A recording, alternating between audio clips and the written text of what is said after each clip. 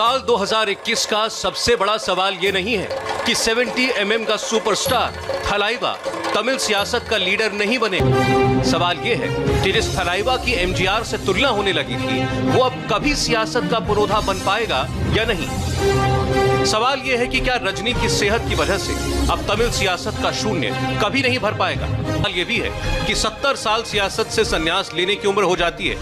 इस उम्र तक पॉलिटिक्स का ककहरा नहीं पढ़ा तो क्या इसके बाद परिवर्तन की पुरवा कभी बह पाएगी।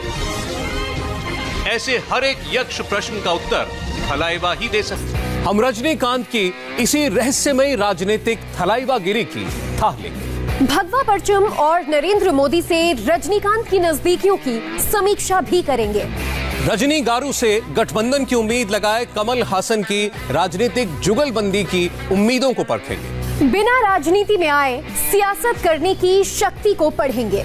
संघर्ष से 70वें बरस तक पहुंच चुके रजनीकांत की कभी हां कभी ना की नापतोल भी लेंगे।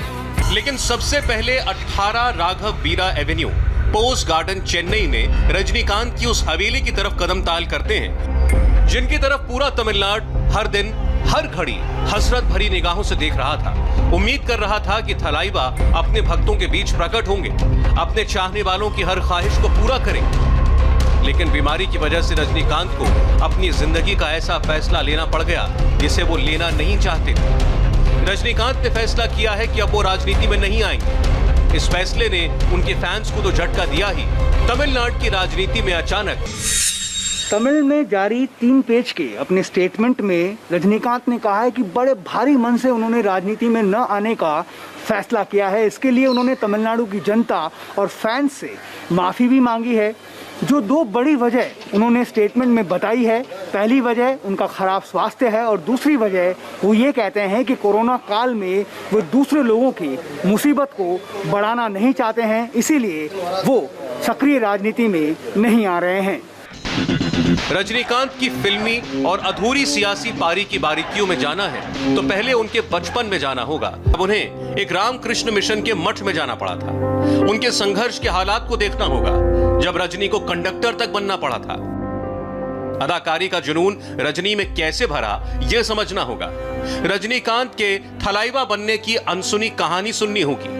आध्यात्म को इतनी गहराई से रजनी कैसे समझते हैं यह भी जानना होगा। इन सब बातों को सुनेंगे तब जाकर समझ पाएंगे कि आखिर क्यों रजनीकांत को 70 की उम्र में सियासत के कुरुक्षेत्र में उतरने का फैसला लेने के बाद पलटना पड़ा।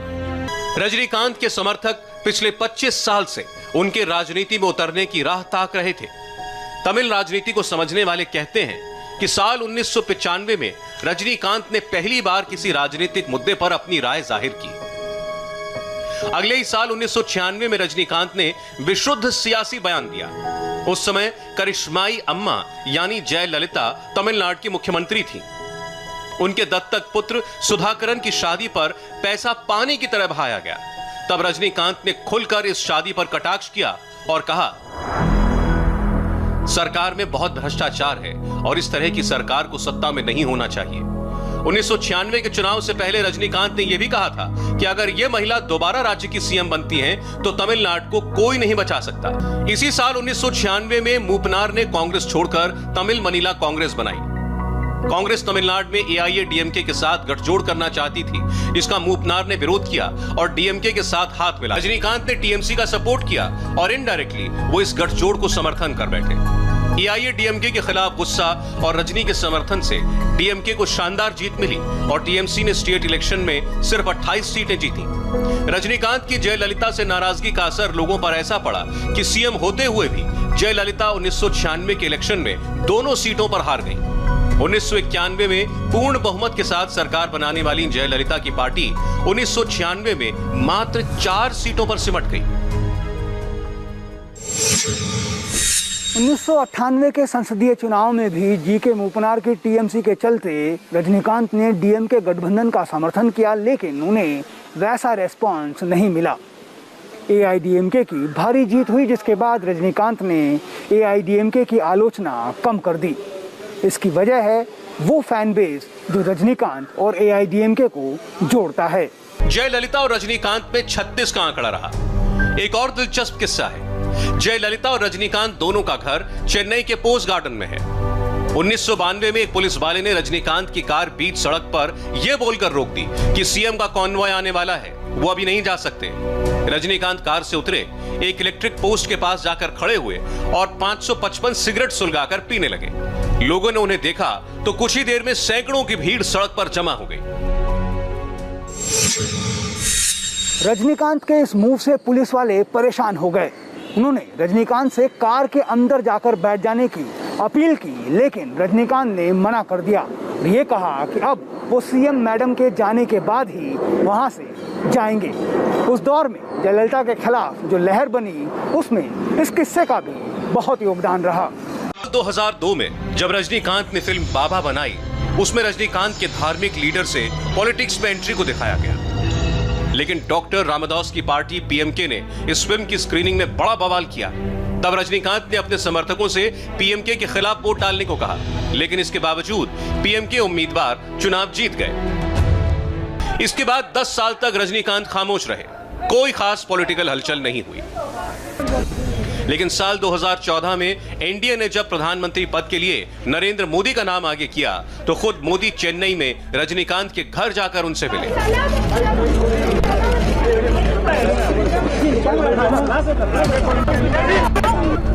ये मीटिंग करीब 25 मिनट चली। इस मुलाकात के बाद जब दो सूरमा बाहर आए तो एक दूसरे की जमकर तारीफ की। नरेंद्र मोदी और रजनीकांत जैसे दो दिग्गजों की एक दूसरे के प्रति मुरीदी का यह कारवां इसके बाद भी चलता रहा है।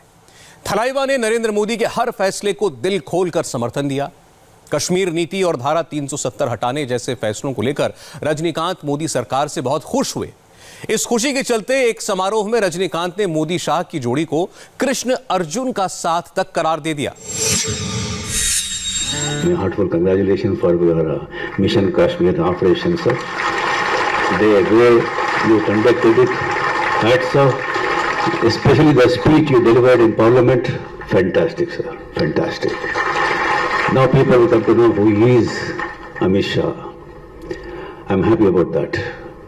So Amit Shah ji and Modi ji is like a Krishna Arjuna combination. We don't know who is Krishna, who is Arjuna. They only know who is Krishna, who is Arjuna. ये अगस्त 2019 की बातें हैं। इसके बाद 12 दिसंबर 2020 को नरेंद्र मोदी ने रजनी को उनके जन्मदिन पर शुभकामनाएं दी। तो इससे पहले 17 सितंबर को रजनी प्रधानमंत्री मोदी के बर्थडे पर उन्हें बधाइयां दे चुके थे। इसलिए लोग बार बार कयास लगाने लगते हैं, थलाइवा सैफरन सोच के नजदीक है। तो क्या बिना राजनीति में आए रजनीकांत इस सोच के समर्थक बने रहेंगे?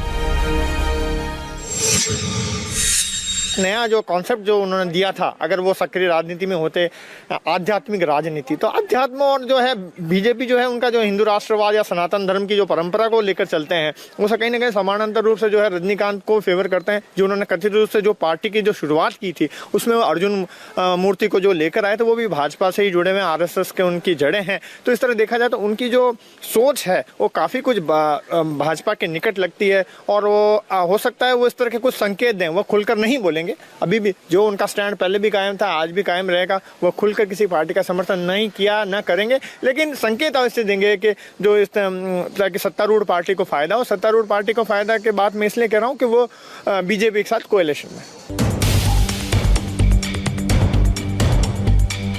भगवा करीबियों से इतर एक सच ये भी है कि रजनीकांत बरसों से हिमालय की कंदराओं में भ्रमण करते रहे हैं। शांति और आध्यात्म की तलाश में अक्सर उत्तराखंड के पहाड़ों की पगडंडियों पर चलते नजर आ जाते हैं।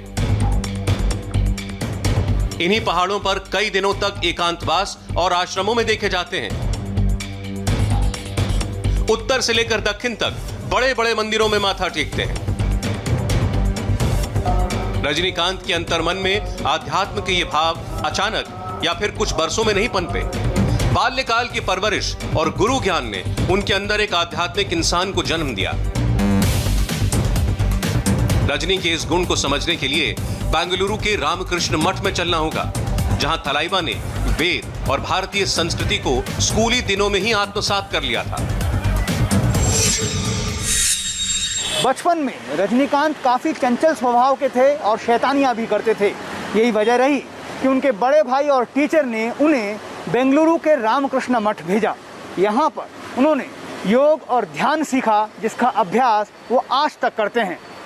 यही वो जगह है जहाँ से उनके भीतर आध्यात्म की नींव पड़ी। रजनी की यह सत्य कथा हमने क्यों बताई, ये समझना भी जरूरी है। दरअसल रजनीकांत की राजनीति का आगामी वर्षों में गढ़ा जाने वाला अध्याय उनके अंदर बैठी इसी आध्यात्मिक सोच पर निर्भर करता है, उनके इसी सॉफ्ट हिंदुत्व का खाका खींचता है। लेकिन पिछले कुछ वक्त में कमल हासन के साथ उनकी मुलाकातों और फिल्मी दोस्ती को देखकर तमिलनाडु के कई लोग 2021 में एक पॉलिटिकल ब्लॉकबस्टर के रिलीज होने के कयास लगाए बैठे थे। इन उम्मीदों ने तब ज्यादा जोर पकड़ा जब दिसंबर महीने में कमल हासन ने बयान दिया कि रजनीकांत की पार्टी से उनका गठबंधन बस एक फोन कॉल दूर है। இங்கே கண்டிப்பாக ஒரு மாற்றம் வேண்டும், அவரும் அதை சொல்லிக் கொண்டிருக்கிறார்। यहाँ बदलाव बहुत ज़रूरी है, वो भी इसी बात को कह रहे हैं, लेकिन उन्होंने अभी अपनी नीतियों को स्पष्ट नहीं किया है। கொள்ள முடியாது, சொல்லட்டும், பிறகு நாங்கள் सिर्फ एक बात को पार्टी की पूरी विचारधारा नहीं माना जा सकता। वो अपनी विचारधारा बताएंगे, उसके बाद हम बातचीत करेंगे। நாங்கள் இருவருமே ஒரு ஃபோன் கால் அவே। हमारी दोस्ती किसी से छिपी नहीं है। पिछले 44 सालों से हम साथ साथ हैं। हम दोनों एक दूसरे से सिर्फ एक फोन कॉल की दूरी पर हैं। तमिलनाडु की जनता की भलाई के लिए अगर हमें एक दूसरे की मदद की जरूरत पड़ी तो हम अपनी ईगो को छोड़कर ऐसा करने को तैयार हैं। நாங்கள் ஒத்துழைப்போம் என்பதை ஏற்கனவே சொன்னதுதான், புதுசா ஒன்றும் சொல்ல வேண்டியதில்லை। क्रिकेट और सियासी पिच पर किसी भी क्षण कुछ भी हो सकता है, लेकिन अभी कमल हासन की इस ख्वाहिश पर सिर्फ इतना कहा जा सकता है कि दिल को बहलाने के लिए गालिब ये ख्याल अच्छा है। दोनों की सोच को तोलेंगे तो मामला खुद ब खुद साफ हो जाएगा। रजनीकांत राइट विंग विचारधारा के समर्थक हैं, जबकि कमल हासन कट्टर वामपंथी विचारधारा को फॉलो करते हैं। रजनीकांत स्पिरिचुअल पॉलिटिक्स की बात करते हैं, जबकि कमल हासन मानते हैं कि राजनीति में धर्म और आध्यात्म के लिए जगह नहीं है।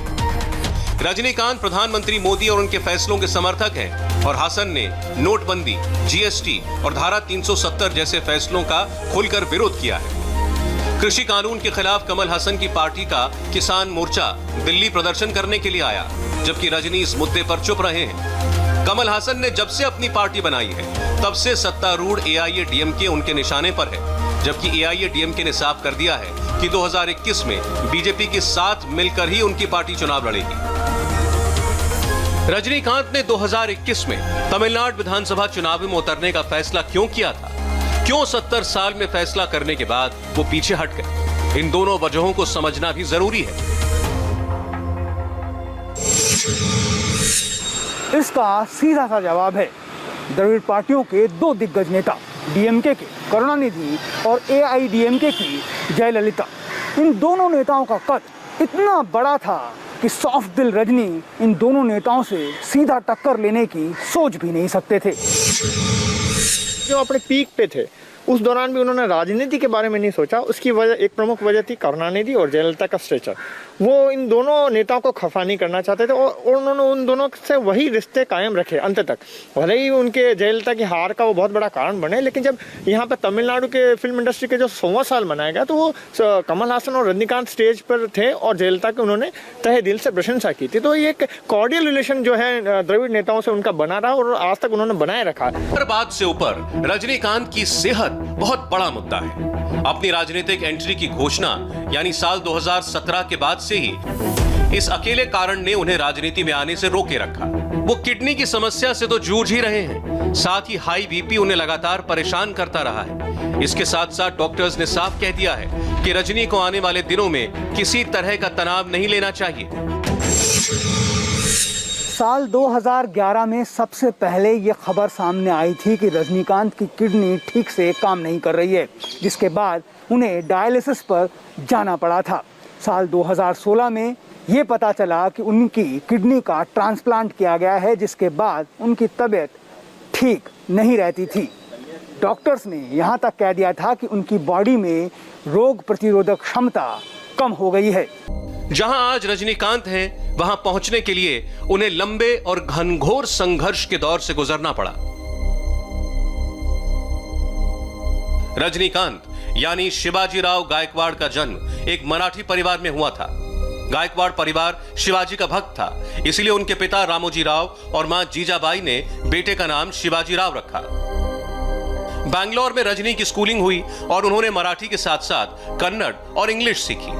घर की माली हालत ठीक न होने की वजह से रजनी को कुली से लेकर बस कंडक्टर तक का काम करना पड़ा।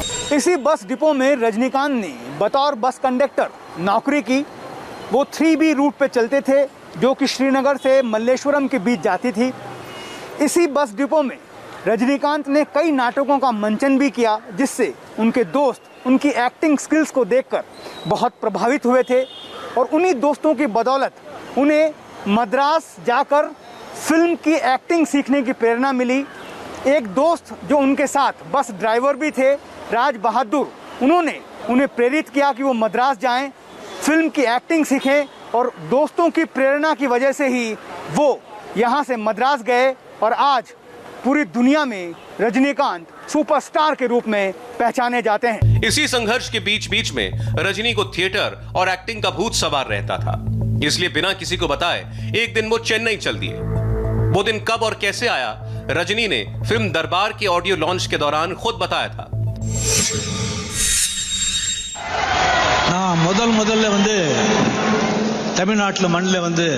मैं आपको बताता हूँ कि मैंने तमिलनाडु की धरती पर पहली बार कदम रखा। SSLC खत्म करने के बाद मैंने बड़े भाई से कह दिया कि मैं आगे नहीं पढ़ना चाहता, मुझे किसी नौकरी पर लगवा दो। भाई ने मना कर दिया, कहा घर में किसी ने भी अच्छी पढ़ाई नहीं की है, मैं चाहता हूँ कि तुम IPS या डॉक्टर बनो। ऐसा कहकर इलाके के महंगे स्कूल में उन्होंने मेरा एडमिशन करने का फैसला लिया और कई लोगों से उधार लेकर फीस के 120 रुपये जमा किए और मुझे देकर कहा कि स्कूल में जमा करवा देना। मुझे अच्छी तरह पता था कि मैं पास नहीं कर पाऊंगा। उन्होंने इन रुपयों के लिए काफ़ी तकलीफें उठाई थी। मैं उसे ज़ाया नहीं होने देना चाहता था, इसलिए रात में खाने के बाद घर में किसी को बिना बताए मैं बेंगलुरु सेंट्रल रेलवे स्टेशन पहुंचा। सामने एक ट्रेन खड़ी थी, मद्रास जा रही थी और मैंने वो ट्रेन पकड़ ली। सेंट्रल रेलवे स्टेशन போயிட்டு 10:30 மணி நினைக்கிறேன், ஏதோ ஒரு ட்ரெயின் நிற்குது, எங்கே போகுது அந்த ட்ரெயின்னு கேட்டேன், तमिलनाडु போகுது। डायरेक्टर के बालाचंदर ने रजनीकांत के अंदर के हरफन मौला अभिनेता को शुरुआती दिनों में ही पहचान लिया था। बालाचंदर के एक इमेजिनरी किरदार का नाम रजनीकांत था, जो उन्होंने बहुत योग्य एक्टर को देने का फैसला किया था। रजनीकांत की एक्टिंग पर समर्पण को देखकर बालाचंदर ने उन्हें यह नाम दे दिया और साथ ही तमिल सीखने का सुझाव भी दिया। नया नाम मिलने और भाषा को सीखने के बाद रजनीकांत धीरे धीरे तमिल जनमानस के दिल में उतर गए। सिगरेट को हवा में उछालकर गोली मारकर उसे सुलगाना, के पत्तों का मैजिक एक्शन के रूप में इस्तेमाल करना, हाथों को घुमाकर स्टाइल से चश्मा पहनना, हर स्टाइल को उनके फैंस ने हाथों हाथ। लेकिन इस पॉपुलैरिटी के बीच कई ऐसे दिन भी आए जब रजनीकांत को तमिल इंडस्ट्री के अंदर ही स्ट्रगल करना पड़ा। एक प्रोड्यूसर मेरे सामने आए, मैंने रोल स्वीकार कर लिया। 10,000 पूछे, 6,000 में डील हो गई। मैंने 1,000 रुपये एडवांस मांगे तो उन्होंने हर बार बाद में देने की बात की। शूटिंग के दिन सुबह 9:30 बजे मैं सेट पर पहुंच गया। हीरो हीरोइन सहित सभी लोग पहले से ही पहुंच चुके थे। प्रोडक्शन मैनेजर ने मुझे जल्द मेकअप कर शॉट के लिए रेडी होने को कहा, लेकिन मैंने कह दिया एडवांस नहीं मिलेगा तो मेकअप नहीं कराऊंगा। कुछ देर बाद तेजी से एक सफ़ेद एम्बेसडर गाड़ी आकर रुकी। कार से प्रोड्यूसर उतरे, सबके सामने मेरा अपमान किया और कहा, तुम खुद को क्या समझते हो? 2 फिल्म क्या की, खुद को बड़ा हीरो समझते हो? तुम जैसे कितनों को मैंने देखा है, तुम दर बदर भटकोगे। ऐसा कहकर मुझे सेट से निकाल दिया। मेरे दिमाग में उस वक्त यही चल रहा था। इसी कोंडबाकम रोल में विलायती कार में शान से बैठकर AVM स्टूडियो नहीं आया तो मेरा नाम रजनीकांत नहीं। ठीक 2.5 साल के बाद AVM चेटियार से उनकी सफ़ेद फिएट कार को 4.5 लाख रुपए देकर खरीदा। उस गाड़ी को AVM स्टूडियो लेकर गया। उसी जगह कार खड़ी की जहां प्रोड्यूसर खड़ी करते थे और उसी फ्लोर के बाहर खड़े होकर 555 सिगरेट जलाई। वहां लोगों को लगा कि कोई गवर्नर आया है। Triple face cigarette. हर्ष से सफलता मिलती है, ये रजनी का सफर देखकर समझ आता है। उनके उत्कर्ष की धमक 80 के दशक में हिंदी फिल्मों तक। शिवाजी शिवाजी हैं और बच्चन बच्चन हैं, ये गब्बर सिंह बनने का काम कहीं और कीजिए। अंधा कानून, गिरफ्तार, हम जैसी फिल्मों के दम पर रजनी ने हिंदी फिल्म प्रेमियों के दिलों में जगह बना दी। महानायक अमिताभ बच्चन से दोस्ती का रिश्ता भी जोड़ दिया। रजनीकांत जी को मैं अपने परिवार का एक सदस्य समझता हूं। इनके साथ हमारी नोक-झोंक चलती रहती है। कभी मैं इनको एडवाइस देता हूं, कभी वो मुझे एडवाइस देते हैं। ये अलग बात है कि हम एक दूसरे की एडवाइस मानते नहीं, लेकिन कहते एक दूसरे को जरूर हैं। Because I feel that, you know, relationships are made of this. Sometimes I tell him not to do something, but he goes ahead and does it. Sometimes he tells me not to do something, and I go ahead and do it. But thank you so much, Rajni, for being with me. I told many times, Amit ji is my inspiration. He is my role model. He is my guru. And I can't forget those times when I acted with you in Andha Kanoon, Giraftar, Hum. So how much love, affection, care you showed on me. I can't forget those times. Really, you are my, what can I say?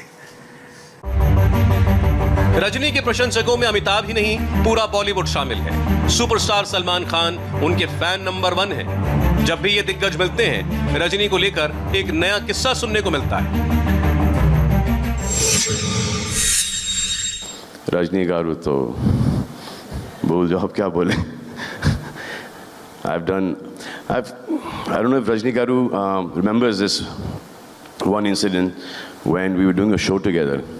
I think it was Jumma Chumma. So I went to the bathroom and I see Rajni Garu throwing cigarettes like this. So in the bathroom, I said, Garu, what are you doing? He says, sir, a lot of wind outside. I looked, that cigarette in the mouth. So open like air concert we are having. It was in some, I think, Wembley Arena or something. It was windy, it was cold. So I said that, no, he's doing this here, let me see. And lots of cigarettes lying here. Yeah.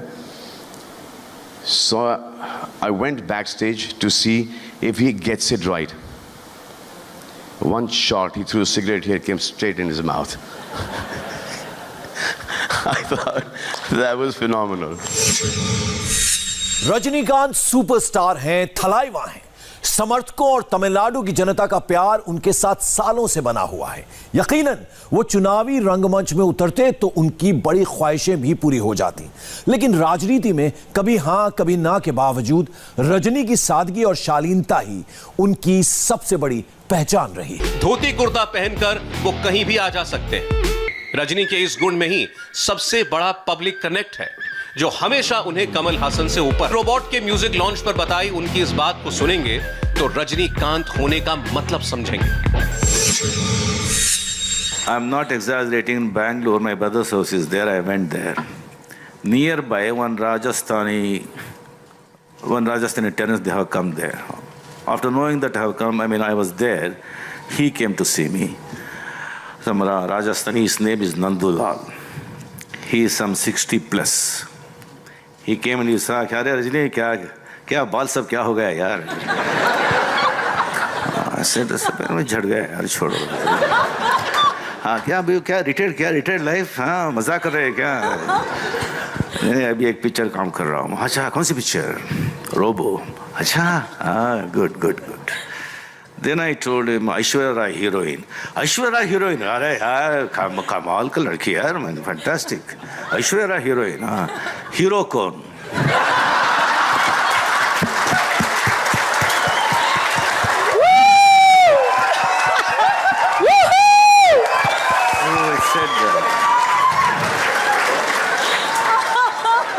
मैं hero.